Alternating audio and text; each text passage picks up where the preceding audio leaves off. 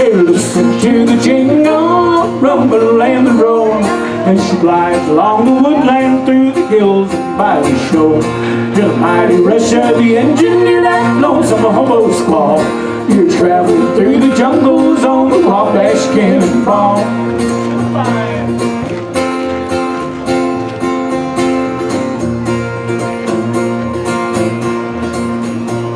She gone down from Birmingham one cold December day. Many times that the memories are born. Daddy, won't you take me back to Muhlenberg County, down by the green river where paradise lay? I'm sorry, my son, but you're too late. Mr. Peabody's coal train is hauling away.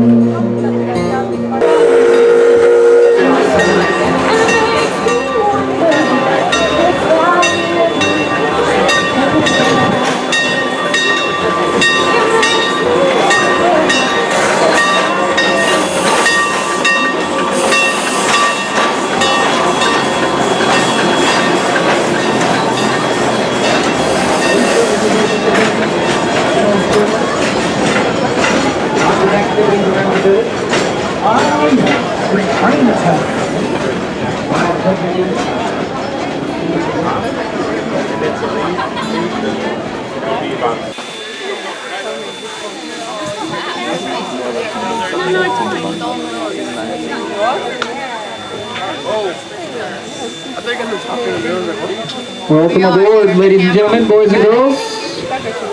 Got about 7 minutes to go. Find a seat. Maybe a quick last-minute run to the restroom if you really need it, right behind the train. But the restrooms will be at the top of Bear Mountain. We'll get out for about a 10-minute break up there after about a 35-minute climb up the mountain. Beautiful round trip through an old growth. My engineer's awake. He blew that whistle. That's the cue. He's going to crack the throttle open. Brace for impact.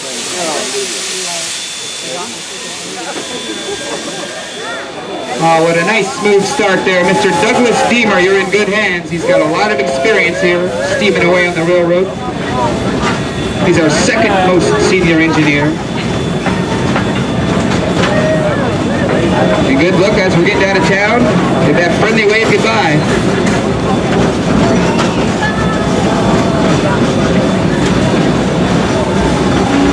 Steam locomotive.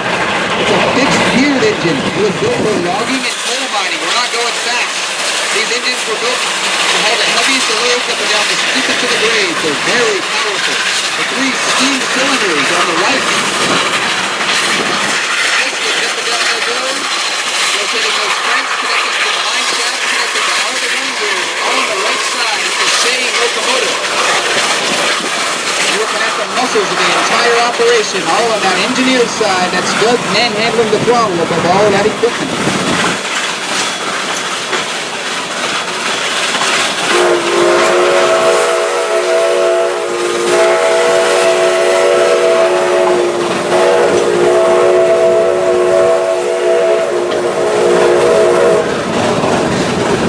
How this old antique locomotive works? We're not shoveling coal, thankfully. We're burning fuel oil. This is an oil-fired steam locomotive. Fine-tuning the oil valves and levers. That engineer works the throttle. The fireman better keep up. Keeping the fire hot to build up pressure a good 2,500 degrees. Above all that's the pressure vessel, the 1,000-gallon boiler. There's the oil fire underneath that. Builds up pressure in the steam dome, 190 psi. That's how this engine gets up and down the grades.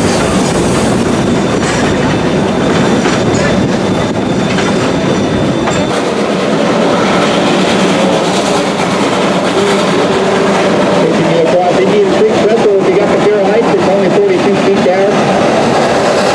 County wise, about 12, maybe 1,300-year-old redwood, the biggest trees you see on our bridge. Keep in mind, most of the average trees will be about 600 to 800 years. That's about how long they usually hold up.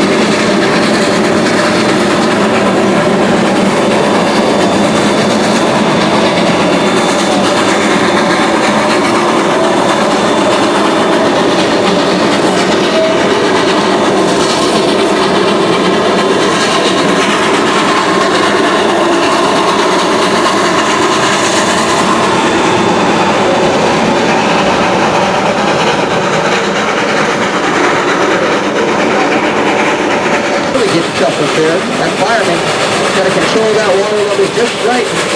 Too much water, you can suck that H2O into the steam cylinders.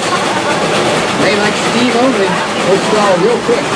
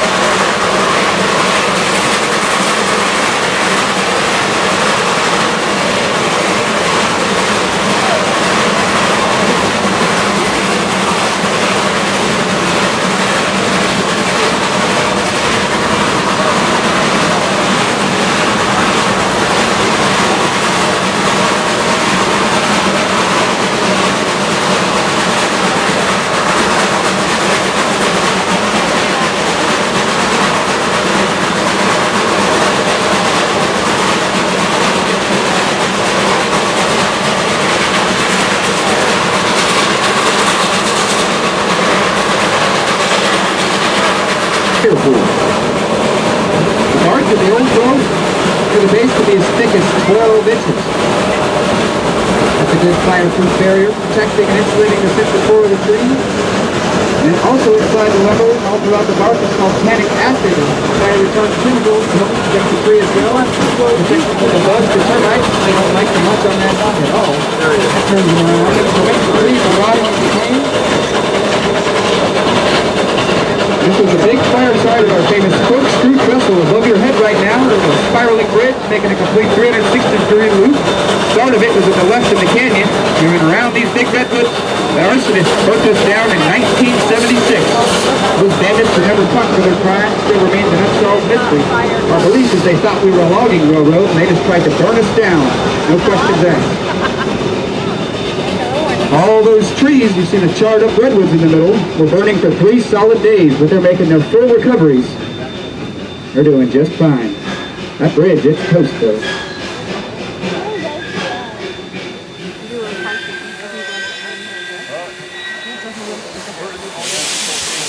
Richie Hall on the old steam engine. What's up, out of oil? Want to push? No, that's not needed. Just keep your seat. The only thing we've run out of is railroad track. And I'm lining the switch behind us, and we're going to back up onto our switchback. The steepest part of the railroad we have, 10.5% grade. Please, keep your seats. Hang on.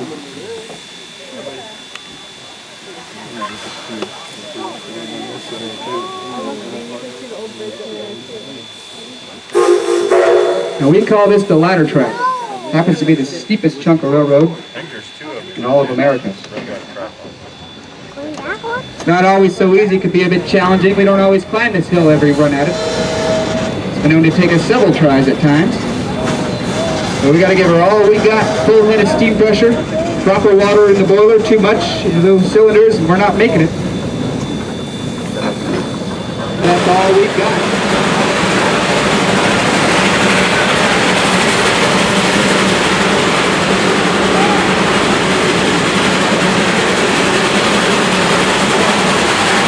Blocking our heat transfer to make more steam. We blast the soot into the air with sand, cleaning the boiler.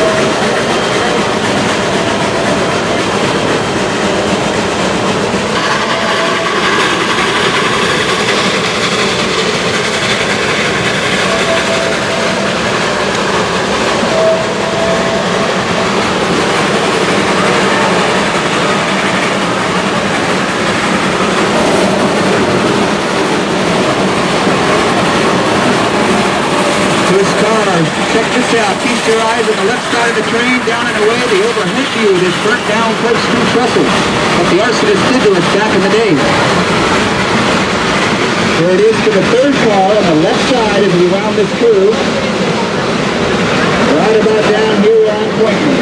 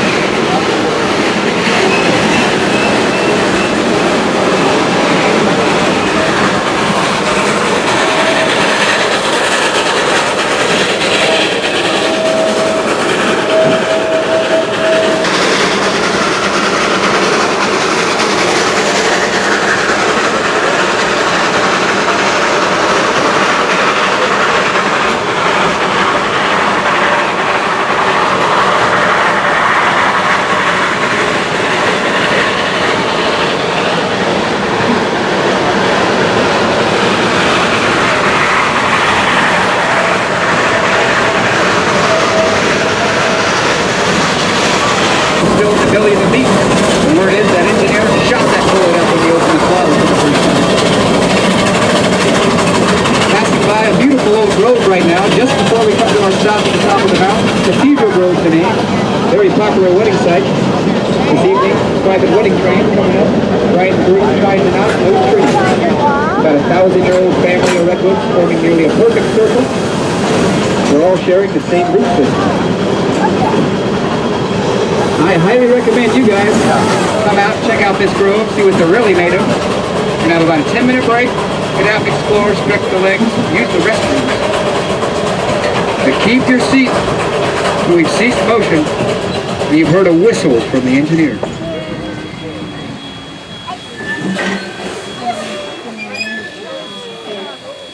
Wait.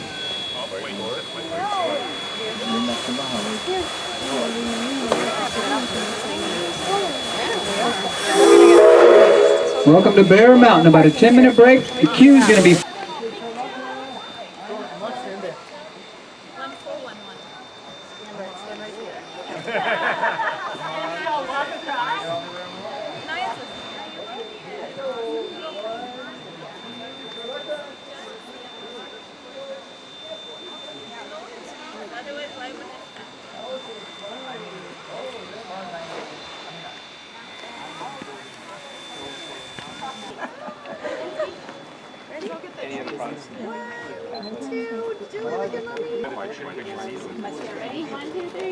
Okay, tag team. Yeah, this way. Yeah, that's a good one. Julie. Julie. Look at the one. There's Sarah. What funny faces Piper making? I know.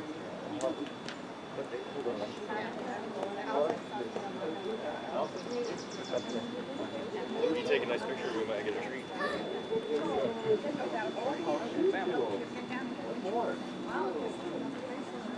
Nice smile.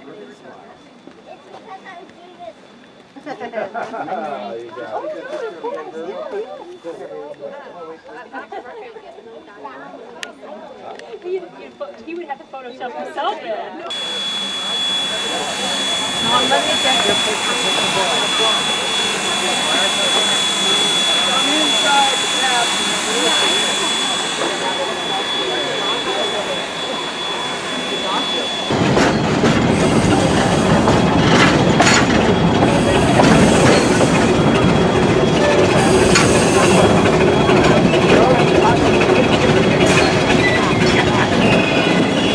Hold now. I know she's got it.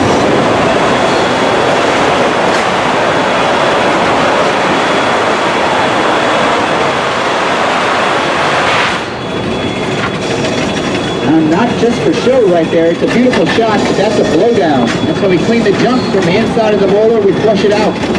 We're going to boil all that water to make steam and leave behind the mineral deposits. That's a bunch of junk. It's going to stop us from making full steam capacity. So you just saw how we clean the boiler out and blow it down.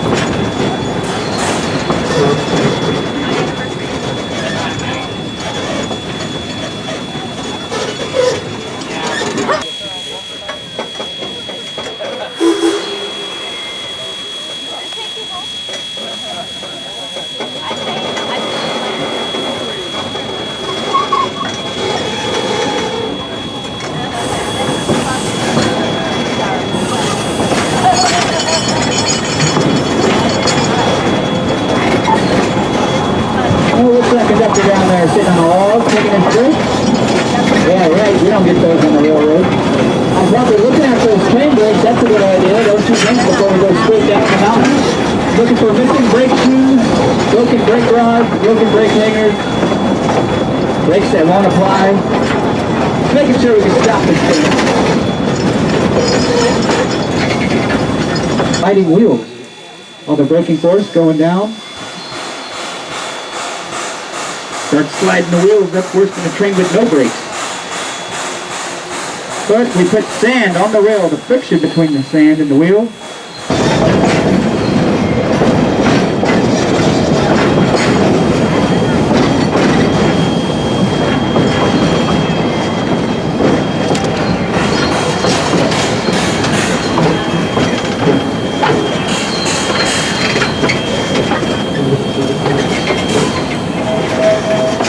Brakes close to the highway.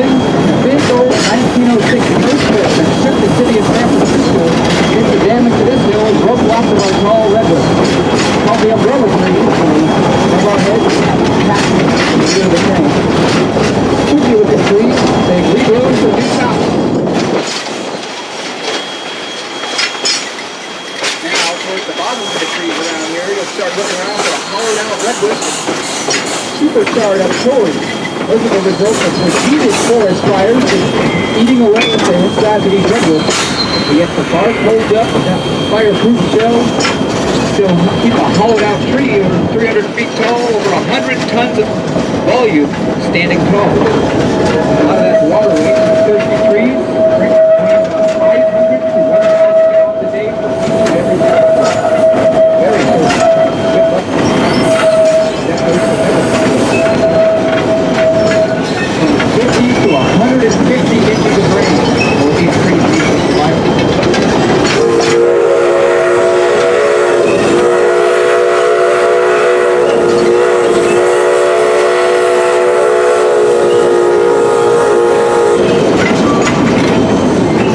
big hollowed out redwoods. Called the goose pen. Before we moved into the forest, protected the trees, this was a Native American home. They would corral their livestock. Set their own personal little fires in there to keep warm in the cold winter months. Maybe even set the whole forest on fire, clearing out the bottom brush layers and put more sunshine in for more berries to grow in.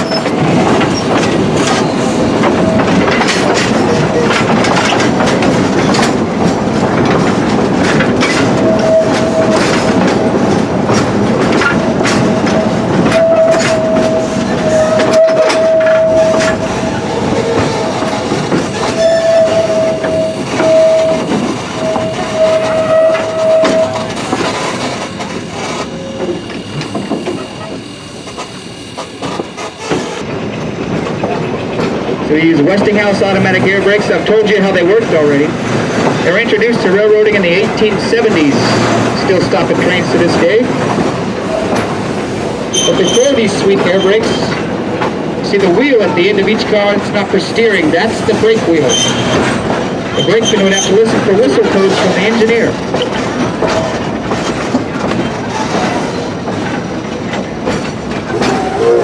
So if that brakeman heard the right number of whistles, he had to hop on the roof of the boxcars back in the days, hopping car to car to tighten the brake wheels, flying down the steep mountains. Icy, cold, or snowy situations, they'd still have to stop a train. And a few brakemen would fall overboard from time to time, as you can imagine. About 10 brakemen lost their lives working on the railroad every day just in the United States. It was the second most dangerous job you could have in the country. Coal mining was the #1 killer.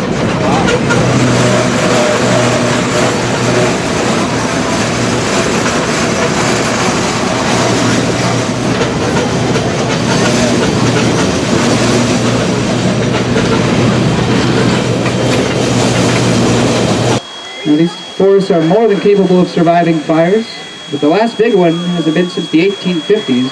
A lot of brush, dead stuff here. It's kind of a fire hazard lately. We don't own the forest. But the Joseph Welch, the man who saved it, still in his family, generations passed down, they leased the railroad and we have to protect their trees. They don't want any brush fire or nothing like that. They want it growing wild. Fires actually help these old forests, clearing out the thin young trees and all that brush. That's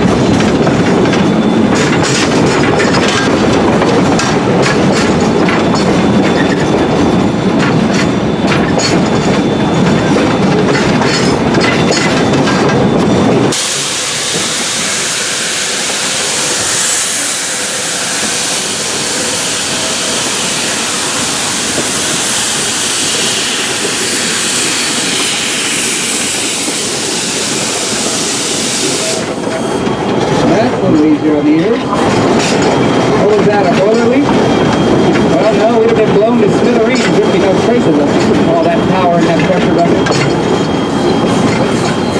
That was the safety valve on the top of the boiler popping off. That's what happens when you reach max pressure. 190 pounds, she can't take no more, something's got to go. They want that valve to be the one popping out. Pressure relief.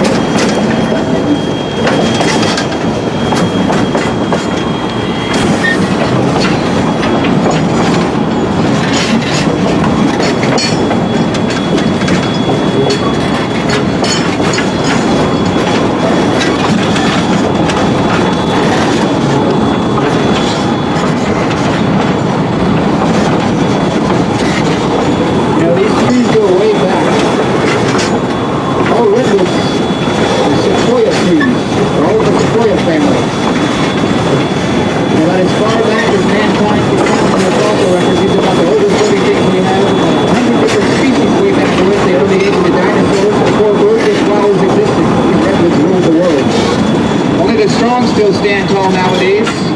3 survivors, this big family of trees. Climate changes are the only real impact they have.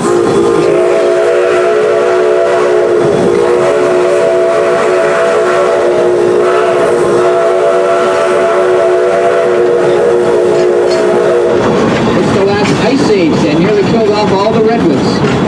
It took us from roughly 50 species at the time down to just 3 types of redwood trees left today. These are the Sequoia sempervirens, or the coastal redwood, the tall, skinny ones. Central California and the Sierra Nevada mountain range, the very close relative to these, are the heaviest plants on the planet, the Sequoia gigantea. The Trucks as wide as 30 to 40 feet across, and those snakes have lived up to 3,500 years. That's their max life. That's all we thought we had until we discovered what was thought to be an extinct type of redwood out in China. It's a little dwarf tree, tiny thing compared to this. A little stick out the ground. But it is a redwood. We have the metasequoia or the dawn redwood.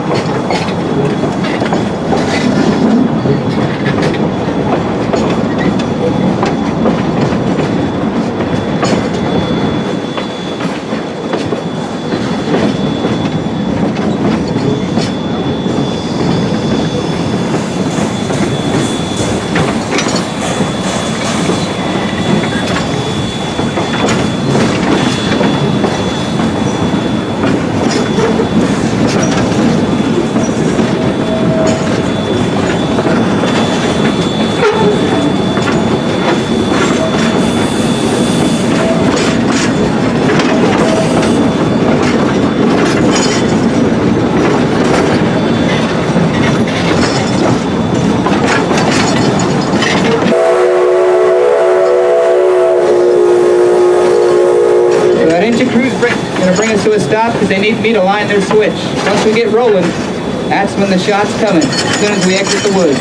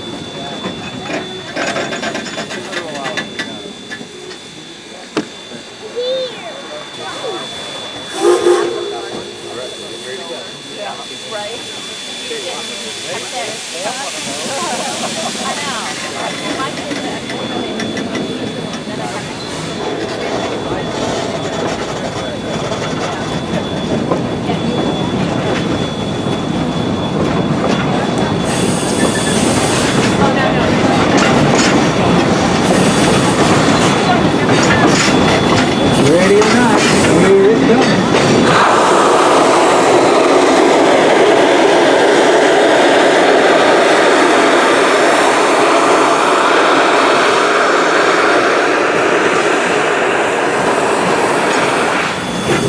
I'll bet that's not all.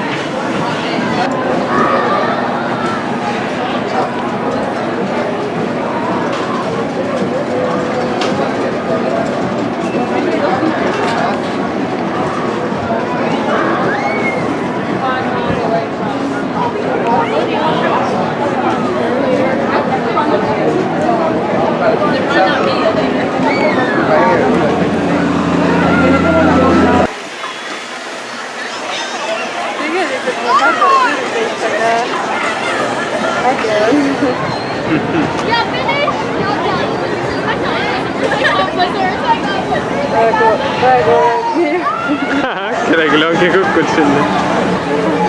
Mind võib sama saatus oodata.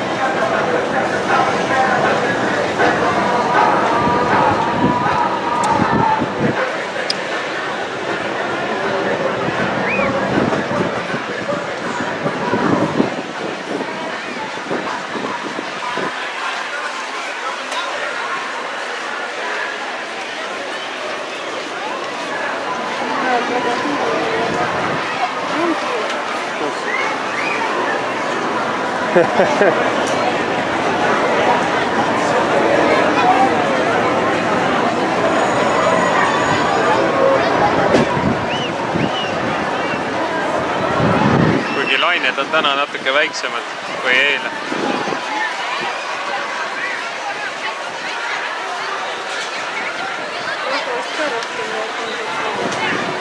Täna ikka hulga soojem ilm kui eile.